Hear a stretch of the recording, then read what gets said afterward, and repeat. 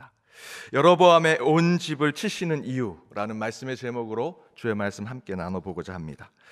솔로몬 이후 이스라엘은 유다 그리고 베냐민을 남유다라고 해서 르호보암이 이제 지배하게 되었고요. 그 외 10지파인 북이스라엘은 여로보암이 지배하게 되면서 남북이 갈라지는 역사를 경험하게 됩니다. 이후로 열왕기상에서는 특별히 여로보암 이후에 북이스라엘 왕들의 생애를 쭉 열거하고 또 설명하면서 하나같이 이 북이스라엘의 왕들이 참으로 악한 왕이었고 죄를 범하였고 그 가운데 하나님의 심판 가운데 죽어갔다라는 것들이 반복해서 기록되어 있습니다. 오늘 본문 북이스라엘의 왕 나답은 이 여로보암의 둘째 아들로 두 번째 북이스라엘의 왕이 됩니다. 그런데 그의 사적을 기록하면서 이 3대 북이스라엘 왕으로 바하사가 나답을 죽이고 대신 왕이 되는 상황을 29절에서 이렇게 증거합니다. 우리 함께 읽어보겠습니다. 왕이 될 때에 여로보암의 온 집을 쳐서 생명 있는 자를 한 사람도 남기지 아니하고 다 멸하였는데 여호와께서 그의 종 실로 사람 아히야를 통하여 하신 말씀과 같이 되었으니. 29절 앞부분에 보니 여로보암을 비롯해 둘째 왕 나답 그리고 셋째 왕 바하사 모두 이렇게 왕이 될 때 모반하고 반역하고 북이스라엘이 계속해서 왕이 바뀔 때마다 일어나는 일들을 설명하면서 여로보암의 온 집을 쳐서 하나도 남기지 않겠다라고 하는 아히야라고 하는 선지자의 예언이 그 북이스라엘의 왕이 바뀌면서 계속해서 그런 일들이 이루어지고 있다라고 얘기하죠. 그 예언이 30절에 이렇게 기록되어 있습니다. 이른 여로보암이 범죄하고 또 이스라엘에게 범하게 한 죄로 말미암이며 또 그가 이스라엘의 하나님 여호와를 노엽게 한 일 때문이다 라고 얘기하죠. 곧 하나님께서 여로보암의 온 집을 치시고 심판하시겠다라고 하는 이유는 바로 이 열왕기상의 기자가 이야기한 대로 죄 때문이고요, 하나님을 노엽게 했기 때문이다라고 얘기합니다. 가장 먼저는 여로보암 왕이 자신이 가진 죄 때문에, 그리고 여로보암 왕이 하나님을 노엽게 했기 때문이다라고 얘기합니다. 그것은 곧 여로보암의 죄 때문에 계속해서 이어졌다라는 것이 아니고요, 여로보암이 지었던 그 죄와 하나님을 노엽게 했던 그 모습이 계속해서 이어졌다라는 것이지요. 자칫 저희들이 생각하면 과거에 우리 기독교의 신앙 가운데 한참 한국교회를 뒤흔들었던 가계 저주론, 곧 나의 윗세대, 내 조상의 불신앙과 죄악 때문에 예수를 믿는데 쓴뿌리가 되어서 구원을 가로막고 우리가 복받는 것이 계속해서 제대로 되지 아니하고 예수를 믿어도 계속 저주에 빠져 있게 된다라는 터무니없는 주장을 우리가 때로는 믿고 그것이 진짜인지 생각하며 살아갈 때가 있었다라는 것이죠. 여러분, 이 가계 저주론 또는 그와 비슷한 주장은요, 전혀 성경적이지도 않고요, 신학적이지도 않습니다. 가끔 신방을 가면 나이 든 권사님께서 자녀들이 어려움을 겪으면 본인이 뭘 잘못해서, 내가 회개를 다 못해서 그렇게 자녀들이 고생한다라고 얘기하시는 분들이 있습니다. 가계 저주론을 자신의 신앙으로 받아들이시는 거죠.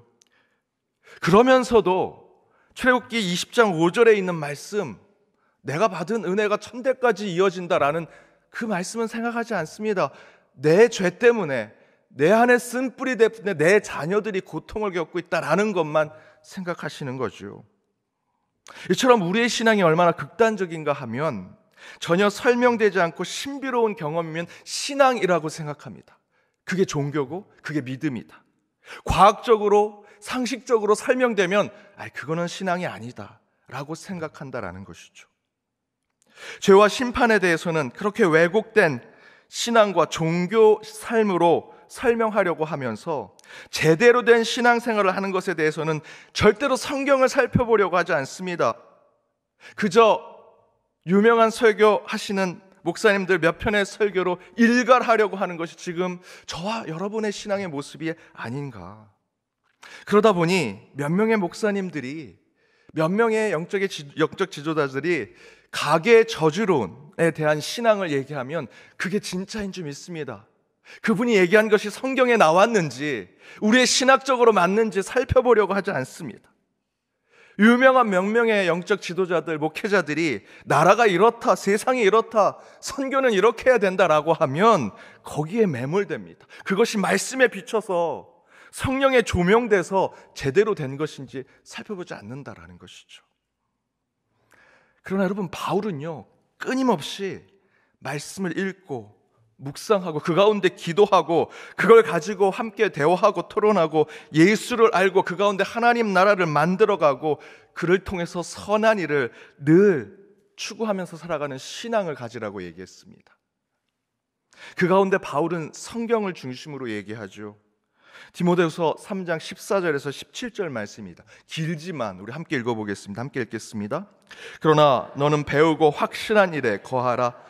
너는 내가 누구에게서 배운 것을 알며 또 어려서부터 성경을 알았나니 성경은 능히 너로 하여금 그리스도 예수 안에 있는 믿음으로 말미암아 구원에 이르는 죄가 있게 하느니라. 모든 성경은 하나님의 감동으로 된 것으로 교훈과 책망과 바르게 함과 의로 교육하기에 유익하니 이는 하나님의 사람으로 온전하게 하며 모든 선한 일을 행할 능력을 갖추게 하려 함이라. 교회 지도자들은, 영적 지도자들은 절대적으로 하나님의 말씀을 가리키는 손가락이 돼야 됩니다. 그런데 어느새 교회가, 많은 성도들이 그 손가락을 숭배하고요, 그 손가락을 존경하고 있습니다. 그러면 안 되는데 한국교회 이 무속 신앙의 정서가 남아서요, 목사와 장로, 교회 영적 지도자들을 하늘과 땅 중간쯤 있는 무당 정도로 생각하십니다.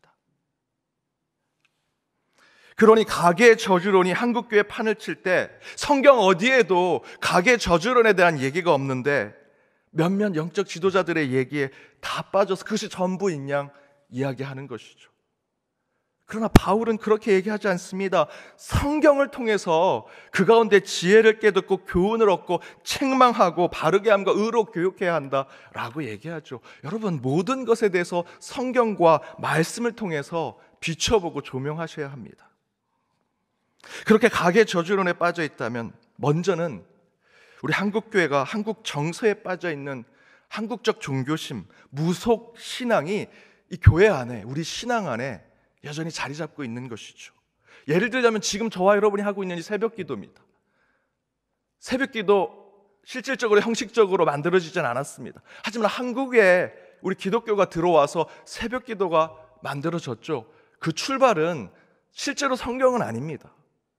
한국 안에 있는 새벽에, 이른 아침에 동이 틀 때 기도하는 우리의 정서 가운데 있는 것이죠. 예배를 유교 제사처럼 드립니다. 책상이 어디 있어야 되고 뭐가 어디 있어야 되고 우리의 자세는 뭐가 돼야 되고 성경에 그런 부분들은 나와 있지 않습니다. 유교적인 제사를 우리의 예배에 적용하고 있는 것이죠. 어느 교회는 1000번째 헌금을 드립니다. 그래서 1000번째 번호를 써서 1번부터 500번, 900번, 물론 정성껏 헌금을 드리고 봉헌하는 것 좋지요. 그러나 성경에 나와 있는 1000번제는요, 솔로몬이 단 한 번에 1000개의 번제를 드린 겁니다. 그렇게 1번, 2번 해서 드리는 게 아니고요. 그렇게 하는 이유는 우리 안에 무속적인 신앙에 대한 부분들이 서로 믹스되어 있는, 연결되어 있는 모습이죠. 제가 그것이 잘못됐다, 그것을 무조건 배척해야 된다는 말씀을 드리는 것은 아닙니다. 어느 나라, 어느 문화든 교회가 또 기독교가 들어가면 그 문화와 잘 융합해서 신앙을 이어갑니다. 단 무속신앙이 앞서서는 안 된다라는 것이죠. 저는 어린 시절 제가 교회학교 다닐 때 선생님이 저희를 이렇게 가르쳤습니다. 지난주 주일 빠진 친구한테 너 주일 성수는 천국에 가는 사닥다리하고 똑같아. 주일 하루 빠지면 사닥다리가 하나 빠지는 거야. 한 두세 개 빠지면 이제 천국에 못 간다. 꼭 주일 성수 지켜야 된다라는 것으로 겁박하듯 협박하듯 주일 성수를 얘기하셨습니다. 여러분, 그거는 아니지 않습니까? 그런데 문제는 왜 그게 그리스도인들에게만 적용되냐라는 것이죠. 교회 안 다니는 사람들은 그런 거 상관없습니다. 그런데 저희들이 우리 신앙생활 하면서 때로는 영적 지도자들이, 교회 어르신들이 그렇게 이야기하는 것에 늘 두려워하고 공포심에 빠지면서 저와 여러분은 신앙생활을 하고 있다는 것이죠. 잘못된 것입니다. 여러분, 저와 여러분의 신앙생활에 중요한 것은 내 가게, 내 가족의 저주, 내 죄, 나의 공로, 나의 선행, 인간의 어떤 수고와 노력으로 우리 스스로를 구원할 수 없고 우리 스스로가 무엇이 되는 것이 아니라 오직 하나님, 독생자 예수 그리스도를 통해서만 저와 여러분이 건짐을 받았고 구원받았다는 그 은혜, 그 기쁨과 감사로 신앙을 이어가는 것이 저와 여러분의 신앙 아니겠습니까? 요한복음 9장에 날 때부터 맹인인 사람을 보고 제자들이 이렇게 얘기합니다. 요한복음 9장 2절에 납비여 이 사람이 맹인으로 난 것이 누구의 죄로 인함입니까? 자기입니까? 부모입니까? 가계 저주론 같은 이야기를 하죠. 그때 예수님께서 3절에 이렇게 얘기하셨습니다. 우리 함께 읽어보겠습니다. 예수께서 대답하시되 이 사람이나 그 부모의 죄로 인한 것이 아니라 그에게서 하나님이 하신 일을 나타내고자 하심이라. 그 부모? 어디서부터 이어오는 죄? 아니, 하나님이 그를 통해서 하나님의 영광을 보기 위한 것이고 하나님의 일을 하시기 위한 것이다 라는 것이죠. 여러분, 가계 저주론 따위를 믿고 여러분의 죄와 실수를 영적으로 심리적으로 해결하지 못한 것에 계속해서 그곳에 매몰돼서 그것에 집착해서 진짜 신앙, 진짜 하나님이 주신 은혜, 나를 통해서 하나님이 하실 일들을 보지 아니하고 그것에 빠져서 그 어둠만 바라보며 살아가는 것이 혹여 저와 여러분의 신앙의 모습이 아닌가. 바른 신앙, 온전한 믿음은 예수보다 더 큰 것이 없는 것이고요, 십자가 보혈 외에 우리를 회복시킬 것이 없다라는 것을 신앙 가운데 고백하는 것이 저와 여러분의 진정한 믿음의 삶이라는 것입니다. 가계의 저주를 그대로 믿고 있다면 예수의 보혈보다 내 조상의 피를 더 신뢰하고 있는 것이고요, 그런 공로적인 종교성을 가지고 있다면 은혜 말고 다른 것에 구원이 있다라고 생각하는 것입니다. 그것은 그리스도인의 신앙이 아닙니다. 따라서 반드시 내 조상의 문제, 내 가정 안에 있는 영적인 아픔을 비신앙적인 것으로 해석하고 판단하지 마시고요, 그런 문제가 있을 때마다 말씀을 붙드시고요, 성령이여 내게 임재하셔서 내 문제를 하나님을 통해 해결받게 해주십시오. 이 세상의 어떤 큰 문제보다 더 크신 예수 그리스도를 통해서 오로지 주님이 원하시는 신앙의 길을 걷게 해주십시오 라는 고백을 하셔야 합니다. 따라서 오늘 말씀의 제목인 하나님께서 여로보암의 온 집을 치시는 이유는요, 조상인 여로보암의 죄와 잘못 때문이 아니라 그 아버지 자신의 조상이 지은 죄를 그대로 자기도 짓고 자기도 회개하지 않고 아버지 탓, 조상 탓하면서 여전히 영적인 죄악에 빠져 회개하지 않고 되돌아 자신의 삶을 반성하는 삶을 살지 않는 그들 자신의 문제에서 그 모든 것이 시작된다라는 것입니다. 여러분, 조상 탓하지 마십시오. 여러분, 부모님 탓하지 마십시오. 다른 사람 탓하지 마십시오. 내 잘못, 내가 회개하지 아니하고 내가 되돌이키지 않았기 때문에 내가 하나님 앞에 벌을 받고 지금 문제 앞에 서 있는 것입니다. 다른 것 아닙니다. 조상의 문제를 해결해서 그 문제가 해결되는 것이 아니고요, 여러분이 기도의 자리에 앉아서 주님 앞에 내 죄를 고백할 때 하나님께서 주의 보혈로 저와 여러분을 깨끗게 해주시리라 믿습니다. 최근 1000만이 넘긴 영화 많지 않은데요, 장르적으로는 1000만이 넘기기 어려운 영화인데 최근에 1000만을 넘긴 한 영화가 있습니다. 파묘라고 하는 영화입니다. 미국의 한인 가정에 아기가 태어나는데 울음을 그치지 않습니다. 아무리 양의로 치료를 하려고 해도 낫지 않습니다. 그래서 한국의 용한 무당을 부릅니다. 그리고 그 무당이 이렇게 얘기합니다. 이 가게에 저주가 있다고, 아빠도 그 할아버지도 모두 문제가 있다고, 묘를 잘못 써서 지금 조상이 떠나지 못하고 이 가게를 붙들고 있다고. 그러면서 진행되는 얘기입니다. 여기서 더하면 스포일러가 돼가지고, 그러나 보신 분은 아시겠지만 꼭 그런 이유가 아닙니다. 영화의 겉모양은 한국 정서에 사로잡고 있는 무속적 가계 저주론이 배경이 되고 있는 것 같지만 잘 보면 그렇지 않습니다. 저는 한 학자가 이런 글을 쓴 것을 보았습니다. 한국 경제가 발전하게 되었던 중요한 계기, 물론 아주 중요한 여러 가지 정책적인, 정치적인, 경제적인 그런 이유도 있겠지만 그분은 이런 얘기를 하십니다. 1973년도 우리 어르신들은 기억하시겠지만 박정희 대통령이 우리 가정의례 준칙을 만들었습니다. 관홍상제를 간소화시켰습니다. 기억나십니까? 저는 태어나기 전이라 잘 기억이 안 납니다. 그때 혼례하는 것, 장례 치르는 것, 5일장, 3일장, 혼례도 굉장히 축소했고요. 근데 그 학자는 바로 이 관원상제를 간소하기 시작하면서 한국 경제는 발전하기 시작했다. 과거에 내 조상, 내 족보에 있는 사람들 때문에 묘를 어디에 써야 하는가 라는 문제들, 혼례할 때 어떻게 해야 하고 그것에 어떻게 하면 조상의 덕을 볼 수 있을까 하는 것이 필요 없다라는 것을 정확하게 국가에서 얘기를 하니 이 시대가 발전하게 되는 중요한 계기가 됐다라고 하는 논문이었습니다. 저는 상당히 근거가 있다고 생각합니다.